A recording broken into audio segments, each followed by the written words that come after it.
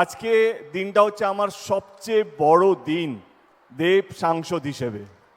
কারণ আজকে দিদি যেই কাজটা করলেন বা যেই উদ্বোধনটা করলেন, শুধু একটা উদ্বোধন নয়, একটা শিলান্যাস নয়, এটা ঘাটাল লোকসভা কেন্দ্রের মানুষের দীর্ঘদিনের লড়াই, দীর্ঘদিনের স্বপ্নকে এমন একজন মুখ্যমন্ত্রী আসবে, এমন একজন সরকার আসবে, সে কেন্দ্র থেকে আসুক বা রাজ্য থেকে আসুক, তাদের এই কষ্টটা বুঝবে, তাদের এই যন্ত্রণাটা বুঝবে। যখনই বৃষ্টি আসে তখন দিনের পর দিন গ্রামগুলো জলের তলায় থাকে, ধানের চাষগুলো জলের তলায় চলে যায়, কত পশু পাখি, কতগুলো যান চলে যায়, কতগুলো মানুষ মারা যায়, সেটা আমি গত 12 বছর ধরে নিজের চোখে দেখেছি।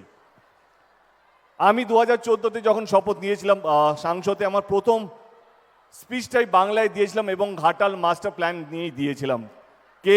এই ঘাটাল মাস্টার প্ল্যানটা কোনো টিএমসি বা কোনো বিজেপি বা কোনো কংগ্রেস বা কোনো সিপিএমের জন্য নয়, এটা ঘাটাল লোকসভা কেন্দ্রের প্রত্যেকটা মানুষের জন্য। শুধু আমি একবার নয়, বারবার আমরা ঘাটাল মাস্টার প্ল্যান নিয়ে সংসদে, পার্লামেন্টে, ইনফ্যাক্ট মানসদা এখানে আছে, আমরা দিল্লিতেও গিয়েছিলাম, দিদি আমাদেরকে দিল্লিতে পাঠিয়েছিল তখন মিটিং করার জন্য জল দপ্তর মন্ত্রীর সাথে ওইখানে, তার সঙ্গে আমরা আলোচনা করি, কিন্তু কেউ আমাদের কথা রাখেনি।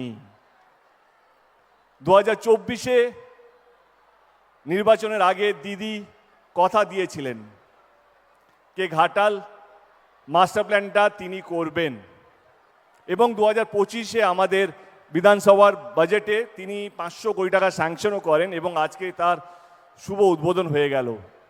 আমি নিজের তরফ থেকে নয়, আমি ঘাটাল লোকসভা কেন্দ্রের প্রত্যেকটা মানুষের পক্ষ থেকে, সে টিএমসি করুক, সিপিএম করুক, কংগ্রেস করুক, বিজেপি করুক, তাদের প্রত্যেকের পক্ষ থেকে আমি দিদিকে হাত জোড় করে ধন্যবাদ জানাতে চাইছি। দিদি, এইটা যে কত বড় কাজ হলো, এটা যে কত বড় সমস্যার সমাধান হতে চলেছে আগামী দিনে, সেটা ঘাটাল লোকসভা কেন্দ্রের মানুষই হয়তো বুঝতে পারবে।